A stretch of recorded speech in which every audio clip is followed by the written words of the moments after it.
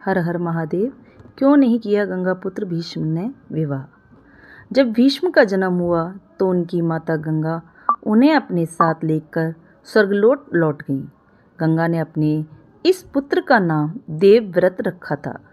देवव्रत के जन्म के बाद गंगा को शाप से मुक्ति मिल गई थी, लेकिन राजा शांतनु को अभी पृथ्वी पर ही रहना था। स्वर्ग में गंगा ने अपने पुत्र को देवताओं और देव ऋषियों से शिक्षा दीक्षा दिलाई। गंगा के जाने के बाद राजा शांतनु ने दूसरा विवाह नहीं किया, बल्कि गंगा और अपने पुत्र के लौटने की प्रतीक्षा करते रहे।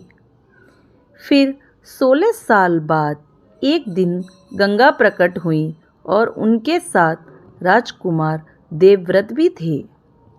देवव्रत को उनके पिता शांतनु को सौंपकर गंगा फिर से स्वर्गलोक को लौट गई। एक दिन अपने पुत्र देवव्रत को लेकर राजा शांतनु शिकार पर गए।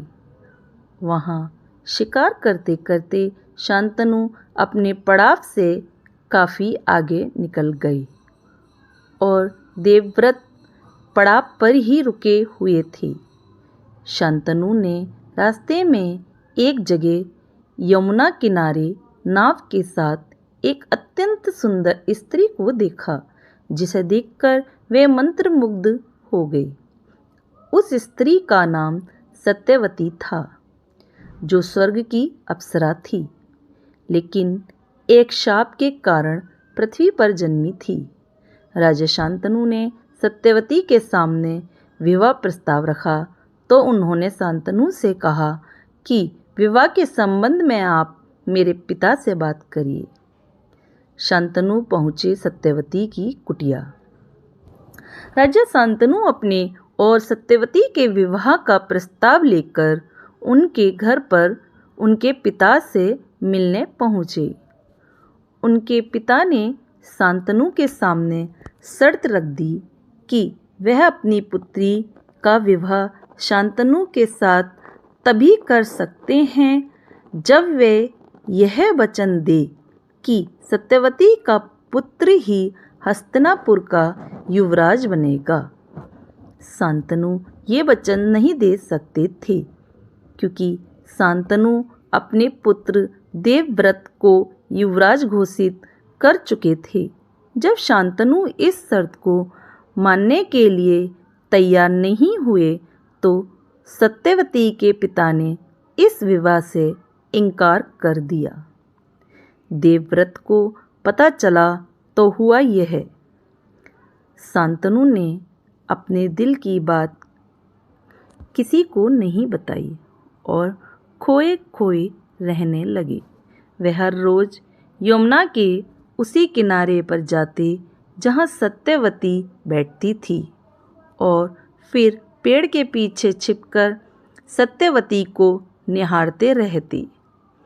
अपने पिता को उदास देखकर देवव्रत ने पता लगाया कि आखिर पिता की उदासी का कारण क्या है। देवव्रत ने शांतनु के सारथी से उनके बारे में जानकारी ली और फिर सारथी को लेकर सत्यवती के घर पहुँचे। देवव्रत ने सत्यवती का हाथ उनके पिता से मांगा ताकि वे सत्यवती का विवाह अपने पिता के साथ करा सकें। देवव्रत ने इसीलिए लिया ब्रह्मचर्य का प्रण। देवव्रत ने जो सत्यवती के पिता से उनका हाथ मांगा तो उन्होंने वही बात दोहरा दी जो उन्होंने राजा शांतनु से कही थी। इस पर देवव्रत ने कहा कि पिता आपको ये वचन नहीं दे सकते थे, क्योंकि वह मुझे युवराज घोषित कर चुके हैं, लेकिन युवराज होकर मैं आपको यह वचन दे सकता हूँ कि मैं इस राज्य की कमान अपने हाथ में नहीं लूँगा और देवी सत्यवती का पुत्र ही युवराज बनेगा। इस पर सत्यवती के पिता ने कहा कि युवराज, तुम भी ये वचन अपनी तरफ से दे सकते हो, लेकिन तुम्हारी संतान की तरफ से ये वचन देने के अधिकारी नहीं हो कि वह आगे चलकर सिंहासन पर अपना अधिकार नहीं जताएगी। तब भीष्म ने प्रतिज्ञा की कि वह आजीवन कुंवारे ही रहेंगी, न उनकी संतान होगी और न ही सिंहासन को लेकर कोई विवाद उपजेगा। ले आए सत्यवती को अपने संग। सत्यवती के पिता निषाद राज के सामने आजीवन ब्रह्मचर्य का पालन करने की प्रतिज्ञा लेकर देवव्रत सत्यवती को अपने साथ लेकर अपने पड़ाव पर लौट आए। जब राजा शांतनु को अपने पुत्र की इस प्रतिज्ञा के बारे में पता चला तो वह बहुत व्यथित हुए। इस भीषण प्रतिज्ञा के कारण ही उन्होंने अपने बेटे को भीष्म कहा।